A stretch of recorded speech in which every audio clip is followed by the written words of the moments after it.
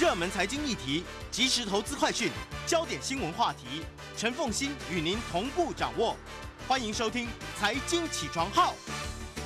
Hello， 欢迎大家回到九八新闻台财经起床号节目现场，我是陈凤馨。今天的早报新闻，我其实只分享一则新闻啦，就是行政院长指示，就你知道昨天是行政院讨论。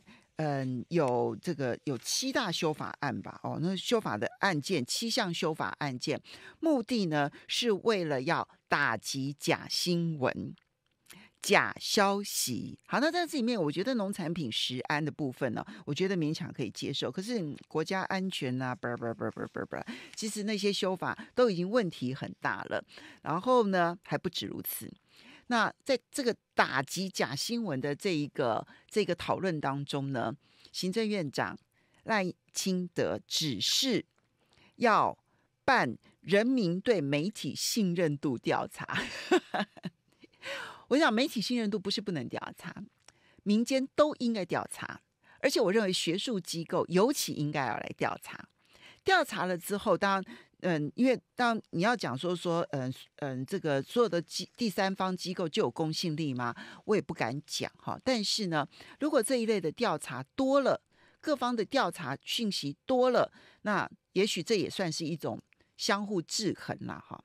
又或者是其实收视率、收听率可能本身就是一个这种很重要的筛选的关卡。但无论如何，叫政府去做。政府来做这件事情，而且这个政府做了之后是要来 NCC 来做。那 NCC 做了之后，对于后面的换照啦，后面的一些相关的一些这种行政的处置啊，就会产生影响。哇，这个新戒严时代，原来这个整个总检讨的重点就是媒体都是你的错。好，来，不过我们就是做好自己的事情了哦。每周选书早起读书，我今天很快的就进入这本书的原因，是因为呢，在我们现场的这2位来宾，我曾经介绍过他们上一本书，然后呢，也曾经参加过他们的一次活动。其实我自己觉得我收获非常非常的多。我从小就自以为是一个会说话的人。请注意哦，自以为是一个会说话的人，但是我后来越来越发现，会说话常常会成为沟通很大的障碍，因为太急着想要说服别人了。我现在更加的了解，沟通这件事情绝对不能够只是一直说话，他必须掌握更多接收别人讯息的过程，而这个能力其实是很难的。所以我今天呢，很诚恳的要为大家介绍这一本天下杂志所出版的《真诚表达，说出感染力》。这本书的作者2位，他们是 partners 是合作了很久的伙伴。第一位呢也是作者，也是好莱坞媒体沟通顾问庞杰斯 Jess Ponce。 Hi, good morning. Good morning. Hello. How are you? Fine, thank you. And 非常谢谢我英文不好，所以呢我就不要这个自曝其短，我去发展我自己的优点就好了哈。凤英也客气了。在我们现场的第2位也是作者Emily， 她是亚洲总裁级的企业顾问，也是渥盛集团的创办人刘瑄庭。Hello Emily， 早安，大家好。凤馨姐越来越漂亮了。谢谢你，谢谢。其实在之前我曾经为介绍过你们合写的一本书，叫做这个闪耀独一无二的你，对不对？我记得 I interview the book Everyday Celebrity。 对的，是啊，所以每年都进凤馨姐。那已经2年前了，闪耀独一无二的你。2016年底。对，也2年前了，刚好2年前了。后来是那个活动。对，那在那本书里头，其实你们就已经很强调那个自我本质的角度来出发。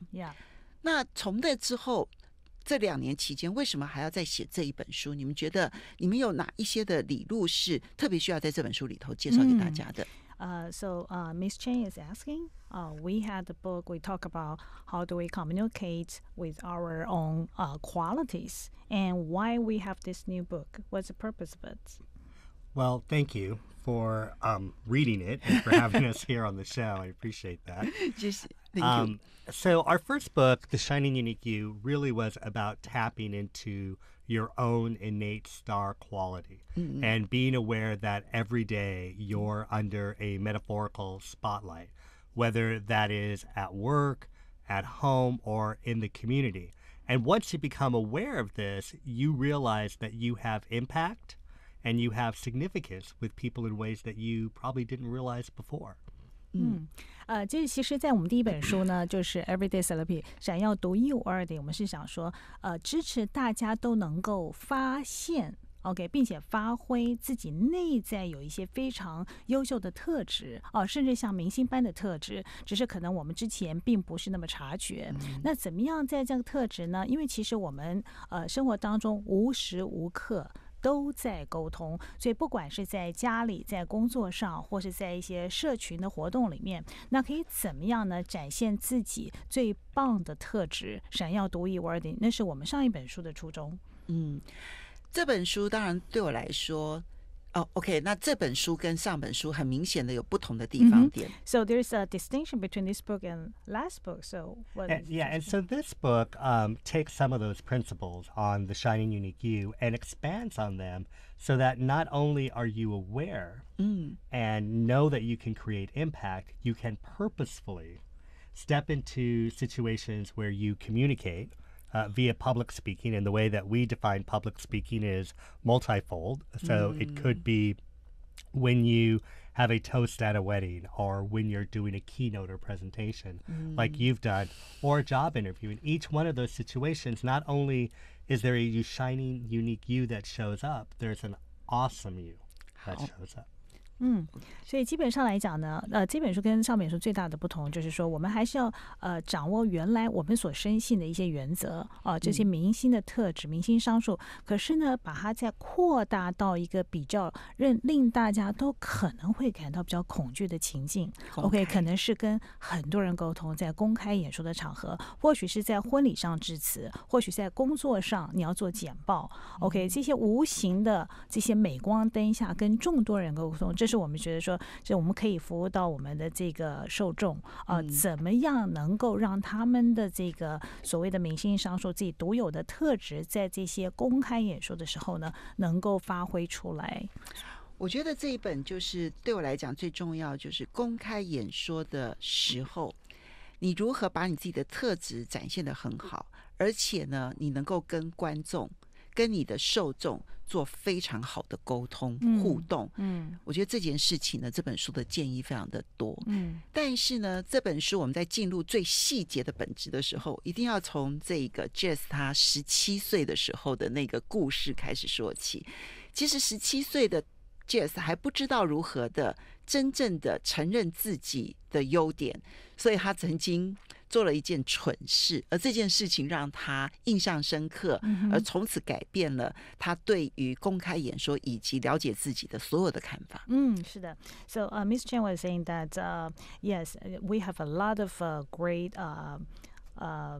things to share about how to show up in public and communicate, and even not just one way, but mutual communication.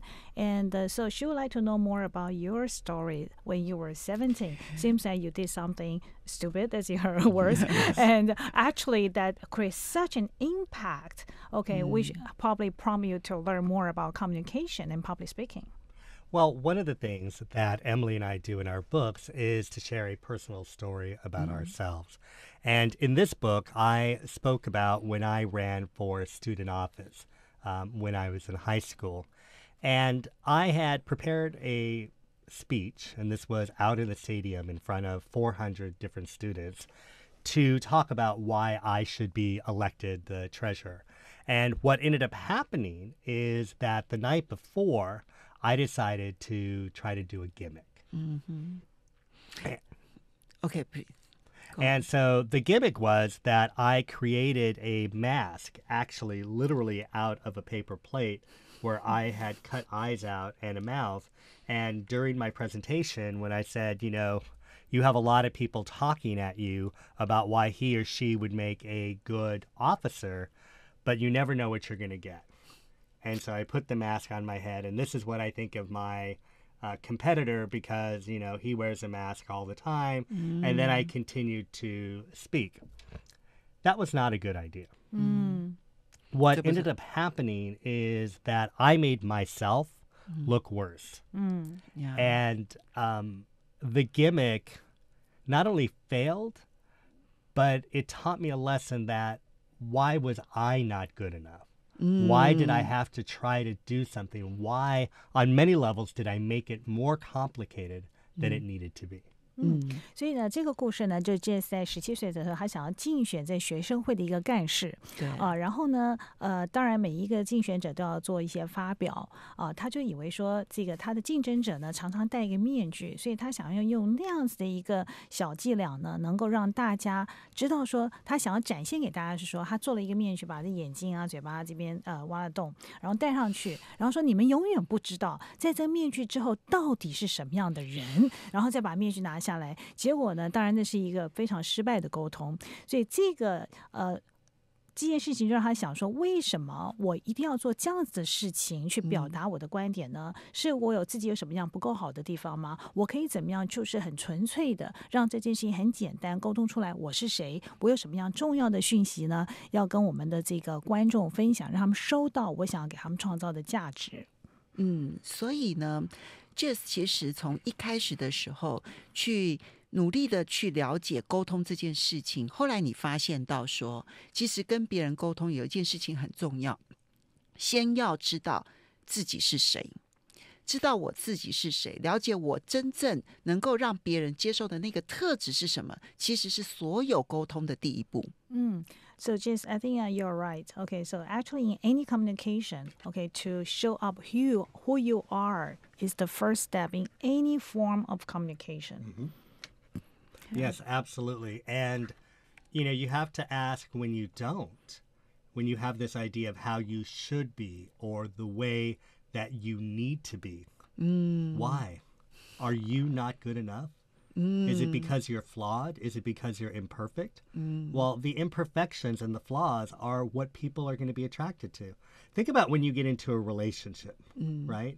You go on a date and suddenly you're presenting yourself in a certain way. And you can only keep it up for so long. Eventually, he or she's going to find out that maybe you have a short temper or that you don't like the same food or that maybe your mom is the most significant relationship in your life. Whatever it is, eventually it's going to be revealed. If you were to embrace that from the beginning, you save a lot of time and you're actually more empowered. 我觉得这一段非常的重要，大家真的要仔细听。好的，让我大家为大家补一下。因为真的，我觉得这是所有沟通还有公开演说的时候会恐惧的最重要的根本原因。是的，其实这个我们在我们公司所有培训课程也不断的回到自身的本质这是一个出发点。所以刚才那个 Jess 讲的，我就像凤婷讲非常重要，就是说其实呢，如果我们在演说或任何沟通场合害怕的话，其实要先问一个问题，就是说你为什么会觉得你需要怎么样，你必须怎么样，或是你应该怎么样？这底层的对话是你觉得自己不够好吗？不够完美吗？我们都知道人不是完美的可是可以怎么样，就是跟自己所有的不完美共存，甚至这个不完美可以是自己一个独特的特质。对刚才 Jess 举一个非常好的例子，就是说我们常常去约会的时候，当然这是一件很重要的事情，我们当然会担心表现不好，所以或许可能自觉或是不自觉呢，就会隐藏一些讯息。可是问题是说，你交往之后呢，很多这些所谓的短处或者说不完美的这个特质呢，迟早都会出现。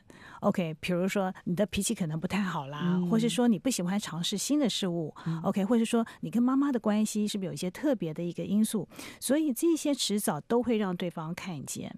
所以与其是去掩盖还是说今天就是自己能够把最真实的一面 OK， 不但只是表达自己的真实面，而是你也可以用这些独有的特质为对方服务，所以能够这样子一个表达出来。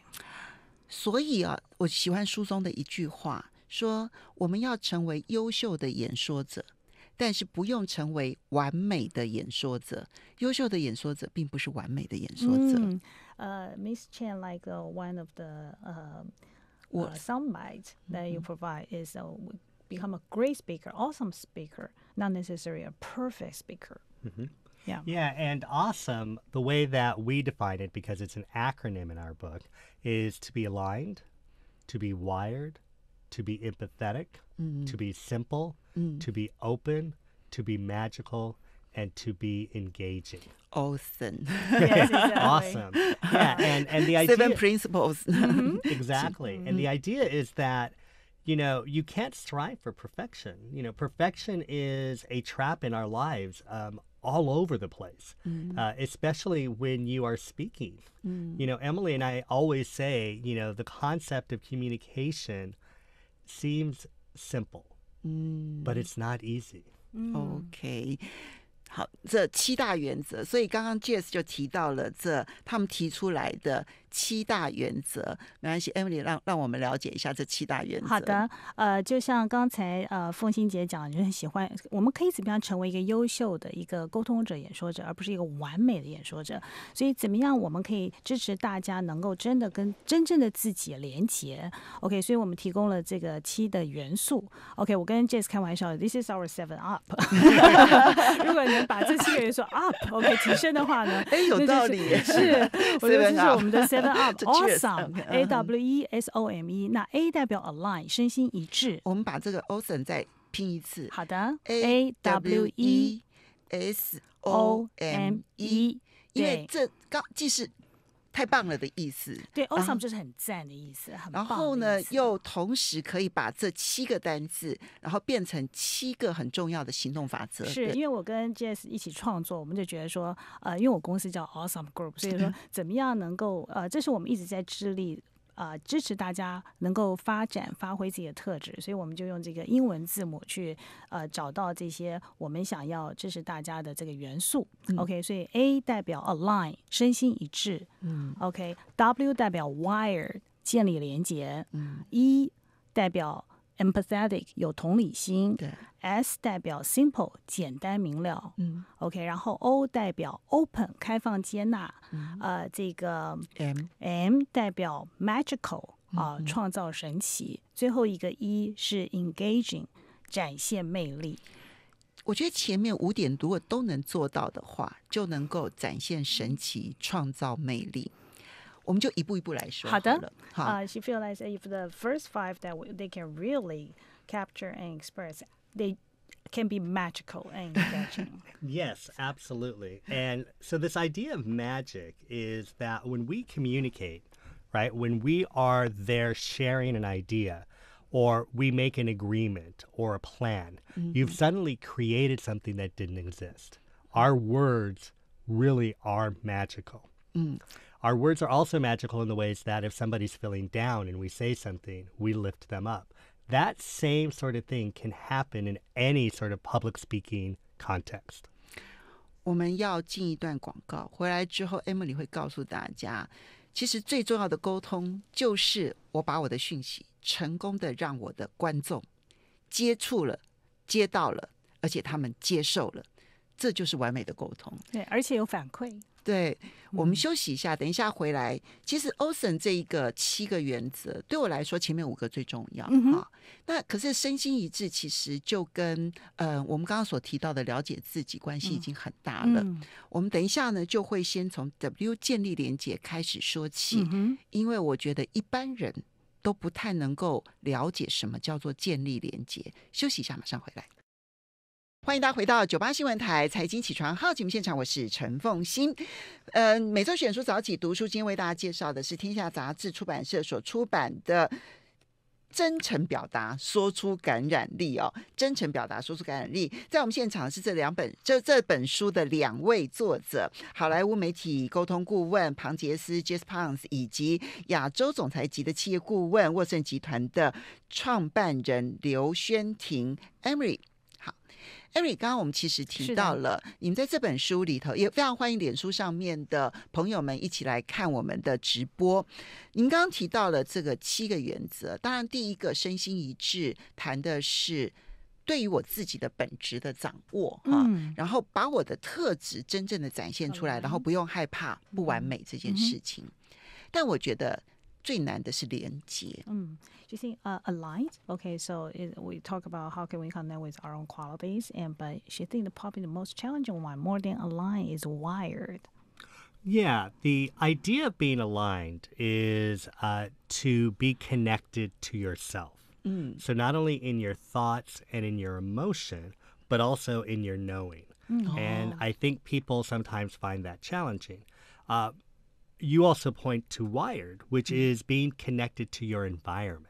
And so that includes the audience, the context setting. So whether that is in an auditorium or a one-on-one interview for a job, it could also be at a toast at a wedding.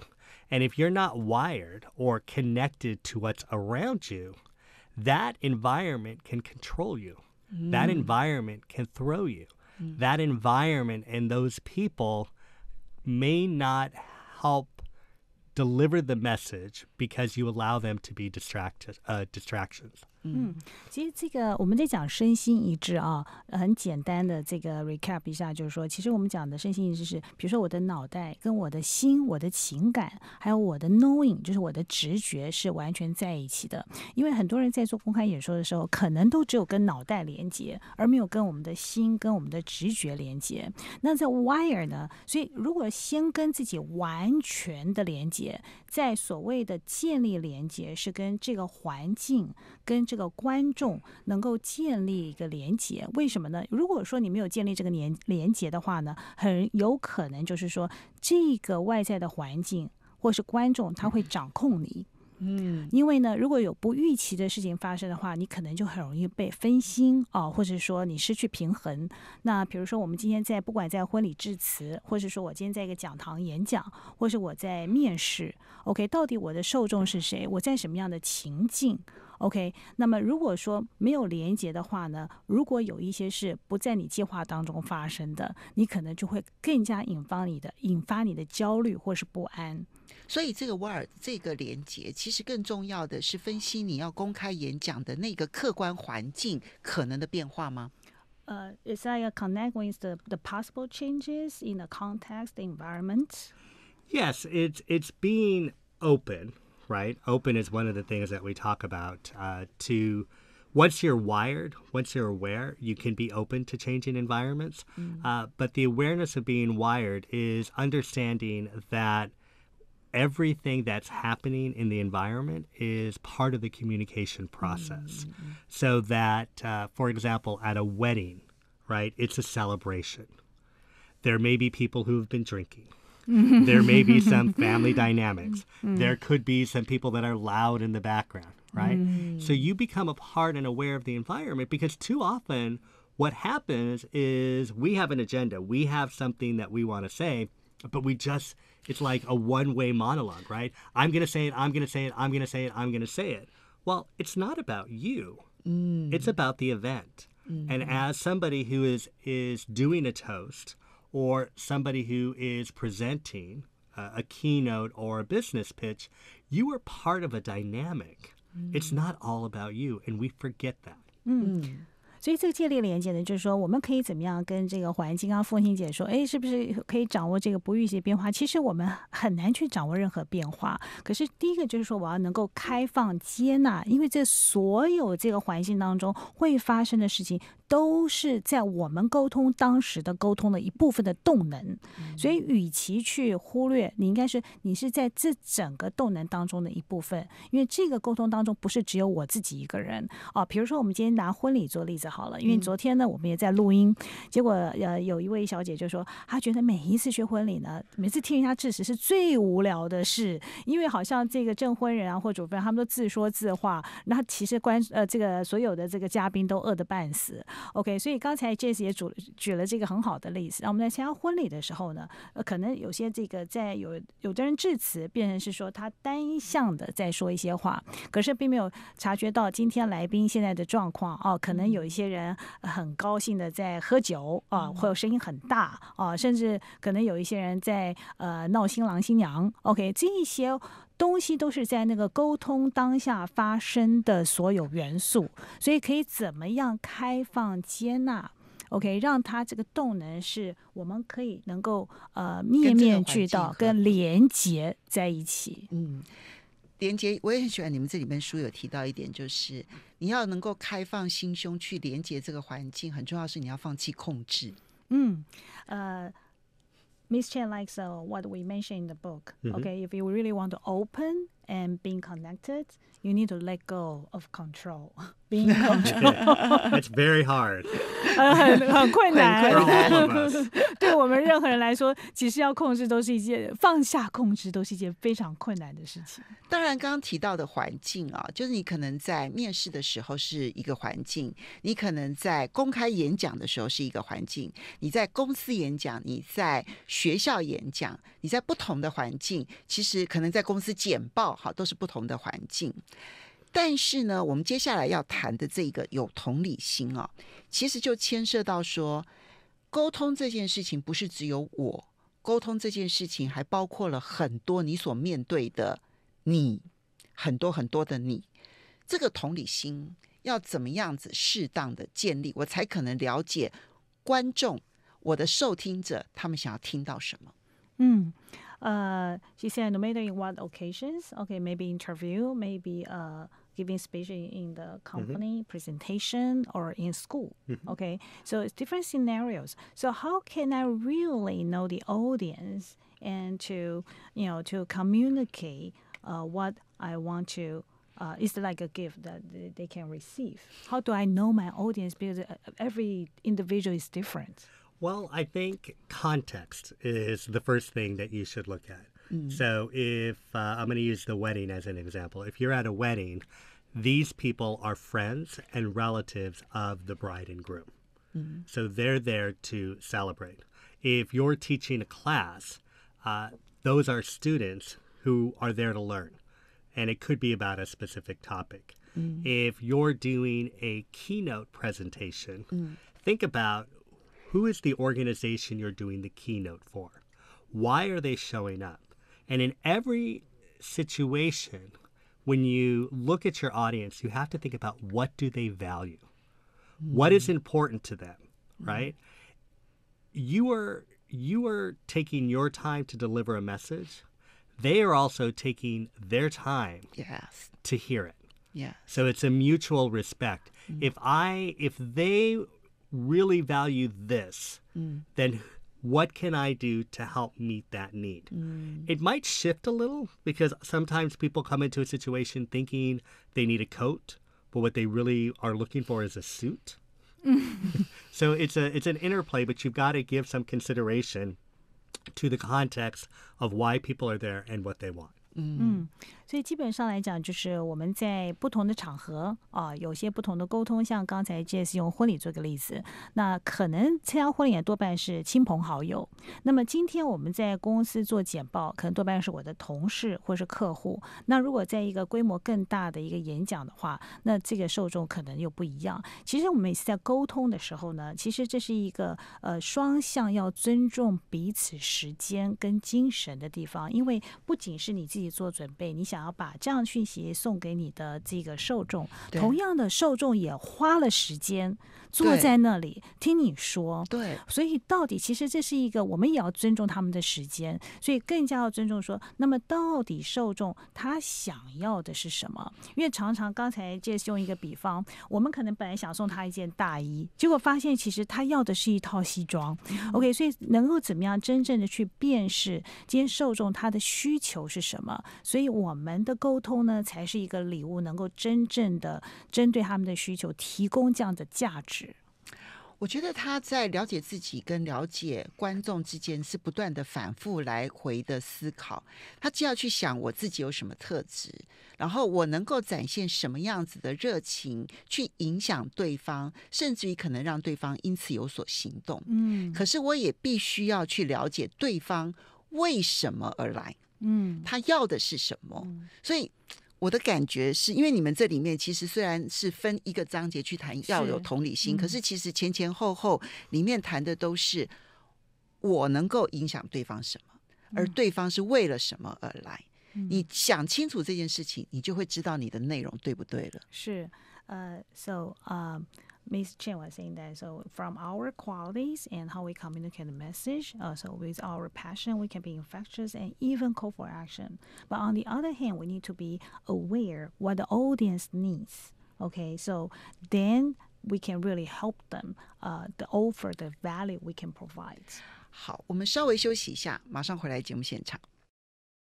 欢迎大家回到98新闻台财经起床号节目现场，我是陈凤馨。每周选书早起读书，今天为大家介绍的是天下杂志出版社所出版的《真诚表达，说出感染力》。也非常欢迎我们脸书上面news98官方粉丝团的朋友们一起来收看直播。在我们现场的是2位作者 Jess Ponce 以及刘瑄庭 Emily 好，那么我们接着其实就要来谈，我们刚刚谈的，你就会发现说，都是属于我自己要确定我自己。我要确定这个环境，我要确定我的观众。Be certain about myself, the environment, and audience. 但我们都没有谈技巧。But we didn't touch base on the skill yet. 我们现在谈一点点，我觉得是技巧中的重要原则。我们必须说得很简单。So now I want to touch base one skill, and which I think is very important. It's about simple. So the idea of simple is rooted in the idea that the most powerful medium, the most powerful expression of communication comes from you. It comes from within. A PowerPoint, props, gimmicks, music should enhance what you are presenting, you and your entire being. So keep it simple.I think too many people get consumed with PowerPoints. I work with people all the time, and it's like, well, I need, 20 slides, and it's going to have this data and this information. I'm like, well, if you have all of this written down, why do they need to listen to you? You could just do a handout. They come to you because not only do they want information, they want connection.Yeah. And those two pieces are extremely important, information and connection. When you keep that focal, you understand how to keep things simple. 其实呢，凤馨姐真的很会问问题，她想问到简单，我这边必须要讲一点，我们接受了很多访问，只有凤馨姐的书的笔记是密密麻麻，真是学习的非常的认真，让我们都觉得实在太感动了。对，所以凤馨姐真的是有做功课的主持人。那么刚才的凤馨姐挑出 simple 呢，我觉得她实在太会问了。所以刚才那个 Jess 在讲的就是说，其实沟通呢要怎么样简单明了才会有力量。大部分人都忘记了，其实我们自己是沟通里面最重要的一个元素，我们整个人的呈现是最重要的、最有力量的。其他所谓的投影片所谓的这些简报、所有道具、音乐，其实都是要来衬托你跟你的讯息，OK， 这些只是加分。可是我们发现很多，尤其是在很多上班族，因为现在大家可能对软体的使用都太在行了 ，OK， 反而有了20页的投影片。那在跟同事们分享的时候呢，或许只是照着投影片在念。那如果是这样子的话，那你发投影片给他们就好了，那还干嘛还要再做 presentation 呢？所以其实呢，在沟通里面2个重要的元素，一个是讯息 information，另外是 connection 连结。所以如果你有20页的投影片都是讯息，那么其实在发表的现场，人家要听的是你，要看的是你，所以这个 connection 你跟这个自己跟讯息还有跟听众的连结是最重要的。所以怎么样很简单把焦点放在这2个元素，你的 information 是什么，你的资讯是什么，讯息是什么，那么你的 connection 跟自己跟素材跟观众的连接。所以既有语言的简单，然后也有很重要的是表达形式的简单。所以Jess 反对用太多的投影片或太多的文字资料，对不对？ So are you against to use too many slides or too many documents? Too many is a relative term, but I think the less the better. So, I'm sorry, please go ahead. An example would be if you're going to have a slide up there and you have data, have the slide be a visual thing that supports the data. Don't just have all kinds of facts. 他说其实这个我们讲太多太少，这是一个相对性，不是一个绝对性的。那么他个人的这个建议啊跟偏好就是说，其实要怎么样少，英文常说 less is more、OK， 所以怎么样能够去无存菁，不是说都不要用投影片，而是说你怎么样可以让这些讯息呢更focus 或是更有意向的能够表达，所以反而有时候你沟通的比较少，反而更多。而且因为你沟通的内容太多了，大家都吸收不了。但你沟通的内容集中的时候，其实都吸收了，那比什么都重要。Yeah, he said maybe if you come in with too many points, people got lost. Okay, if you only have few points and people get those few points, then that'll be good enough. You know, more often than not, people are not going to remember everything that you say. You know, they're gonna remember how you made them feel, and they're going to remember 1 or 2 points that lands where they're at. So if you're thinking that you have more data and more points to make because you need to get it out, and somehow that will help the audience, it overwhelms them. And they may not even hear the one thing they need to hear. 对，就如果说呢，其实现在大家时间都有限啊，在这数位时代，所以怎么样就说，其实你跟他讲了20个重点，他真正记得大概也只有2-3个，所以要不话我们就是挑出来最重要的，然后有效的沟通给对方。所以风心姐昨天我们接受一个访问，结果那主持人告诉我说，这有一次他访问一个对象，结果他们快要结束的时候，那个对象说我还有13点要补充。所以这因为我觉得他准备了很多很好，想要把它当礼物一样送给大家，可是问题是说在那样的时间空间大家消化不了。永远不要有最后3点、最后5点、最后6点，还有13点。但是我们现在呢，也就我们现在要谈的这一点，我倒是觉得是最后最重要的一点，就是谈恐惧这件事情。我们都会以为公开演说最重要是要克服恐惧，可是 Jess 他认为最重要的并不是克服恐惧，而是利用恐惧成为自己活力展现很重要的来源。So fear is one of the most powerful tools that we have.